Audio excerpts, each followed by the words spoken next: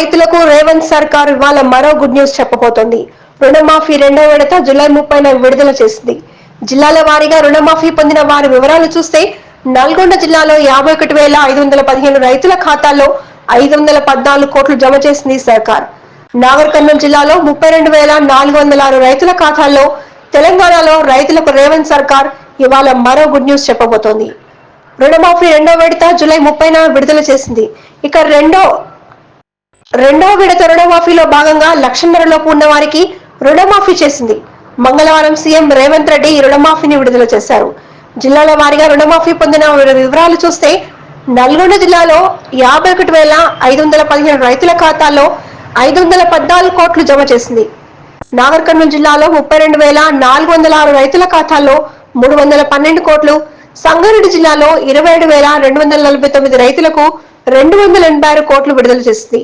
సిద్దిపేట జిల్లాలో 27,876 రైతులకు 277 కోట్లు, సూర్యాపేట జిల్లాలో 26,437 రైతులకు 250 కోట్లు కేటాయించింది. ఖమ్మం జిల్లాలో 33,942 రైతులకు 262 కోట్లు, రంగారెడ్డి జిల్లాలో 24,007 మంది రైతులకు 229 కోట్లు, మెదక్ జిల్లాలో 22,850 మంది రైతులకు 216 కోట్లు విడుదల చేసింది. ఇక వికారాబాద్ జిల్లాలో 23,912 మంది రైతులకు 240 కోట్లు రిలీజ్ చేసింది. మహబూబ్ నగర్ జిల్లాలో 22,253 మంది రైతులకు 219 కోట్లు, నిజామాబాద్ జిల్లాలో 23,769 మంది రైతులకు 219 కోట్లు, కరీంనగర్ జిల్లాలో 21,785 మంది రైతులకు 207 కోట్లు విడుదల చేసింది సర్కార్. కామారెడ్డి జిల్లాలో 24,816 మంది రైతులకు 211 కోట్లు, నిర్మల్ జిల్లాలో 18,728 మంది రైతులకు 196 కోట్లు, యాదాద్రి భువనగిరి జిల్లాలో 18,127 మంది రైతులకు 177 కోట్లు విడుదల చేశారు. జగిత్యాల జిల్లాలో 17,903 మంది రైతులకు 169 కోట్ల రుణమాఫీ కింద రిలీజ్ చేసింది తెలంగాణ సర్కార్. ఈ రోజు ఈ కార్యక్రమంలో పార్టీలకు అతీతంగా రైతుల యొక్క సంక్షేమాన్ని ఆకాంక్షించే శాసనసభ్యులు సిపిఐ నుంచి, భారతీయ జనతా పార్టీ నుంచి కూడా శాసనసభ్యులు ఇందులో పాల్గొని ఈ కార్యక్రమం పార్టీలకు అతీతంగా రాజకీయ ప్రయోజనం కాదు, రైతు ప్రయోజనమే ముఖ్యమని చెప్పి విజ్ఞత ప్రదర్శించి ఇందులో పాల్గొన్నందుకు వాళ్ళందరిని కూడా మనస్ఫూర్తిగా నేను అభినందిస్తున్నా. ఈరోజు దేశంలో కార్పొరేట్ కంపెనీల యజమానులు వేలాది లక్షలాది కోట్ల రూపాయలు బ్యాంకుల ద్వారా అప్పులు పొంది వ్యాపారాలలో నష్టం వచ్చిందని చెప్పి లేదా తప్పుడు లెక్కలు చూపించి లక్షలాది కోట్ల రూపాయలు బ్యాంకులకు ఎగవేసి ఈ దేశాన్ని వదిలి పారిపోతున్నారు. వాళ్ళు బ్యాంకుల దగ్గర తీసుకుంటున్న అప్పులు ఒక రకంగా బ్యాంకులను మోసగించాలన్న ఉద్దేశంతో తీసుకొని ఆ కంపెనీలు దివాలా తీసినాయని చెప్పి బ్యాంకులను మభ్యపెట్టి దాదాపుగా 14 లక్షల కోట్ల రూపాయలు 10 సంవత్సరాలలో బ్యాంకులకు కార్పొరేట్ వ్యాపార సంస్థలు ఎగవేయడం జరిగింది. కానీ రైతు ఈ దేశంలో ఏ మూలన ఉన్నా, అది హర్యానా కావచ్చు, పంజాబ్ కావచ్చు, లేదా మహారాష్ట్ర కావచ్చు, తెలంగాణ కావచ్చు, తెలంగాణలో నిజామాబాద్ కావచ్చు, మహబూబాబాద్ కావచ్చు, లేకపోతే మహబూబ్ నగర్ కావచ్చు, రైతు 10 మందికి సహాయపడడానికి, 10 మందికి పట్టెడు అన్నం పెట్టడానికి, తన అప్పుల పాలైనా సరే తన వృత్తిని మానొద్దు, 10 మందికి ప్రయోజనం చేకూరాలి అని చెప్పి క్రాప్ లోన్ తీసుకొని వచ్చి పెట్టుబడిగా పెట్టి పంటలు పండిస్తే ఆ పంటలకు సరైన గిట్టుబాటు ధర రాకపోవడమో, పంట ఆశించిన మేరకు ఉత్పత్తి జరగకపోవడమో, వివిధ కారణాల చేత రైతు నష్టపోయి బ్యాంకులో పన్నులు తెచ్చుకున్న అప్పులు చెల్లించలేక బ్యాంకుల్లో తెచ్చుకోలేని వాళ్ళు ప్రైవేట్ వ్యక్తుల చేత అత్యధిక మిత్తితో తెచ్చుకొని వాళ్లకు చెల్లించలేక అప్పులవాడు ఇంటి ముందుకు వస్తే కుటుంబ సభ్యుల ముందు భార్య బిడ్డల ముందు ఆత్మగౌరవం దెబ్బతిని ఏ సొంత పొలంలో సిరులు బండాలి అని ఆలోచన చేసినరో అదే సొంత పొలంలో పురుగుల మందు తాగి ఆత్మహత్యలు జరుగుతున్న విషాదకరమైన సంఘటనలు ఎన్నో మనం చూస్తున్నాం. అందుకే మే 6, 2022 నాడు వరంగల్ ఆర్ట్స్ కాలేజ్ మైదానంలో మా నాయకుడు రాహుల్ గాంధీ గారి సమక్షంలో వరంగల్ రైతు డిక్లరేషన్ పేరు మీద ఏ రైతు కుటుంబంలో విషాదం ఉండకూడదు, వ్యవసాయం చేసే ప్రతి రైతు ఆనందంలో ఉండాలి, ఆర్థిక సంక్షోభంలో కూరుకుపోకూడదు, వాళ్ళను ఆదుకోవాలన్న లక్ష్యంతో 2 లక్షల రూపాయల రైతు రుణమాఫీ చేస్తామని ఆనాడు ఓరుగల్లు గడ్డ మీద నుంచే లక్షలాది తెలంగాణ రైతాంగానికి మాట ఇవ్వడం జరిగింది. రైతు డిక్లరేషన్లో మేము మాట్లాడిన అంశాలను చాలామంది టీవీల ముందు పేపర్ల ముందు అవహేళన చేస్తూ ఈ దేశంలో ఎవరూ చేయలేదు, తెలంగాణ రాష్ట్రంలో గత ప్రభుత్వం 2014లో 1 లక్ష రూపాయల రుణమాఫీ చేస్తా అని మొదటి విడత కాదు 5 సంవత్సరాలు 60 నెలలు 4 విడతల్లో చేసి చివరికి అసలు కంటే మిత్తి ఎక్కువయి రైతుకు ఇచ్చిన 1 లక్ష రూపాయల రుణమాఫీ కూడా మిత్తిలకే సరిపోయి అసలు బకాయి అట్లనే ఉండే విధంగా ఆనాటి పరిస్థితులు. ఆనాడు ధనిక రాష్ట్రానికి నిధుల కొరత లేకపోయినా ఆ రోజు రైతులకు న్యాయం జరగలేదు. మళ్ళీ రెండవసారి కూడా అదే వాగ్దానంతో ముందుకొచ్చి రుణమాఫీ చేస్తాం 1 లక్ష రూపాయలు అని చెప్పి అంచనాలు 19,000 కోట్లకేసి చివరికి 12,000 కోట్ల రూపాయలే రెండవసారి కూడా 4 విడతలలో చెల్లించి 7,000 కోట్ల రూపాయలు మొండి బకాయిలుగా రైతుల నెత్తి మీద అట్లనే వదిలేసి గత ప్రభుత్వము బాధ్యత నుంచి తప్పించుకున్నది. ఏది ఏమైనా 2 విడతలుగా కలిసి 10 సంవత్సరాలు 120 నెలలు కలిపితే కూడా 25,000 కోట్ల రూపాయలు గత ప్రభుత్వం చెల్లించలేకపోయింది. మేము అంచనాలేసి బ్యాంకుల నుంచి వివరాలు తెప్పించుకొని కమర్షియల్ బ్యాంక్సే కాకుండా అగ్రికల్చరల్ బ్యాంక్స్ నుంచి కూడా రైతులకున్న అప్పుల వివరాలు తెచ్చుకున్నప్పుడు 31,000 కోట్ల రూపాయలు దాదాపుగా లెక్క తేలింది. మంత్రివర్గ సమావేశంలో 31,000 కోట్ల రూపాయల రుణమాఫీ చేసి తీర్థమన్నప్పుడు అప్పుల్లో కూరుకుపోయిన తెలంగాణ రాష్ట్రం, ఆర్థిక సంక్షోభాన్ని ఎదుర్కొంటున్న తెలంగాణ రాష్ట్రం ఏ విధంగా ఈ రైతులకు రుణమాఫీ చేస్తారని చెప్పి చాలామంది మాట్లాడడం జరిగింది. కొంతమంది శాపనార్థాలు పెట్టడం జరిగింది. వాళ్ళు చేసిన అప్పులు వాళ్ళకి తెలుసు కాబట్టి వాళ్ళు ఒక నమ్మకంగా ఉన్నారు, ఎట్టి పరిస్థితుల్లో వీళ్ళు చెల్లించరు, ఆగస్టు నెలలో ఏదైతే మాట ఇచ్చిండో మాట తప్పుతాడు అని. నేను మా ఆర్థిక మంత్రి గారు మా అధికారులతో కూలంకషంగా చర్చించి ఇటు వ్యవసాయ శాఖ అధికారులు అటు ఆర్థిక శాఖ అధికారులను అందరినీ కూర్చోబెట్టి ఎట్టి పరిస్థితుల్లో రుణమాఫీ జరిగి తీరవలసిందే, దీంట్లో ముందుకు వెళ్ళవలసిందే, ఈ సంక్షోభాన్ని సమస్యను పరిష్కరించాల్సిందే అని చెప్పి ఖచ్చితంగా కూర్చొని ప్రణాళికలు రచించి అన్ని రకాలుగా నిధుల సమీకరణ చేసి ఈనాడు 2వ విడత 6,198 కోట్లు దాదాపుగా 6,40,000 మంది పైచిలకు రైతు కుటుంబాలకు ఈరోజు చెల్లిస్తున్నాము.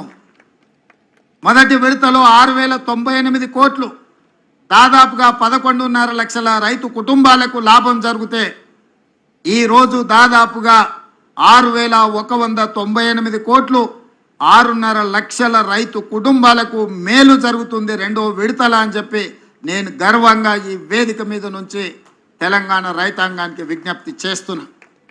ఇది మా చిత్తశుద్ధి, ఇది మా పరిపాలన దక్షత.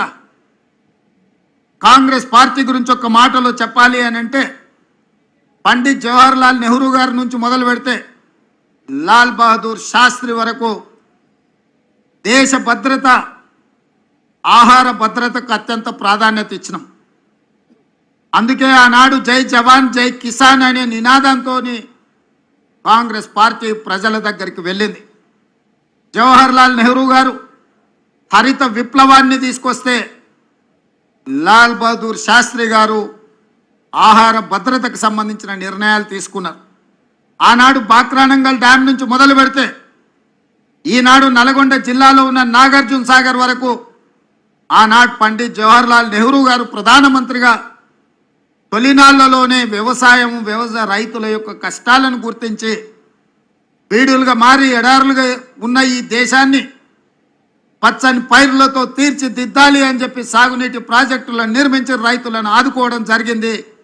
వారి వారసులుగా శ్రీమతి ఇందిరాగాంధీ గారు పేదలకు అప్పు పుట్టాలి అని అంటే పెద్ద పెద్ద వ్యక్తుల దగ్గర అప్పులు తెచ్చి బానిసలుగా మారుతుంటే, బ్యాంకుల పేరు మీద ప్రైవేటు వ్యక్తుల చేతుల్లో ఆర్థిక వ్యవస్థ మొత్తం బందీ అయి ఉంటే బ్యాంకులను జాతీయీకరణ చేసి పేద రైతాంగానికి తక్కువ వడ్డీలతో రుణాలు ఇచ్చే విధంగా శ్రీమతి ఇందిరాగాంధీ గారు బ్యాంకుల జాతీయీకరణ చేసింది.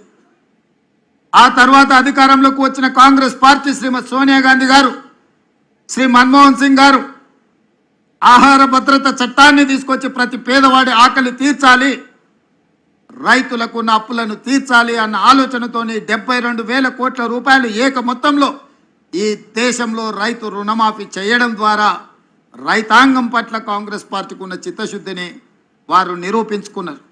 ఈరోజు ఈ వేదిక మీద నుంచి నేను గర్వంగా చెప్తున్నా, ఈ దేశ ప్రజలకు ఆహార భద్రత చట్టాన్ని తెచ్చింది కాంగ్రెస్ పార్టీ, విత్తన సబ్సిడీ ఇచ్చింది కాంగ్రెస్ పార్టీ, ఎరువుల సబ్సిడీ ఇచ్చింది కాంగ్రెస్ పార్టీ, వ్యవసాయ పనిముట్లకు సబ్సిడీ ఇచ్చింది కాంగ్రెస్ పార్టీ, ఉచిత కరెంట్ ఇచ్చింది కాంగ్రెస్ పార్టీ, రైతు రుణమాఫీ చేసింది కాంగ్రెస్ పార్టీ, రైతు బీమా పంటల బీమా తీసుకొచ్చింది కాంగ్రెస్ పార్టీ, రైతులు పండించిన పంటకు కనీస మద్దతు ద్వారా చట్టబద్ధత చేసి ఇవాళ రైతులను దళారులు మోసగించకుండా పండించిన పంటకు గిట్టుబాటు ధర ఇచ్చే చట్టాలను తీసుకొచ్చింది కాంగ్రెస్ పార్టీ.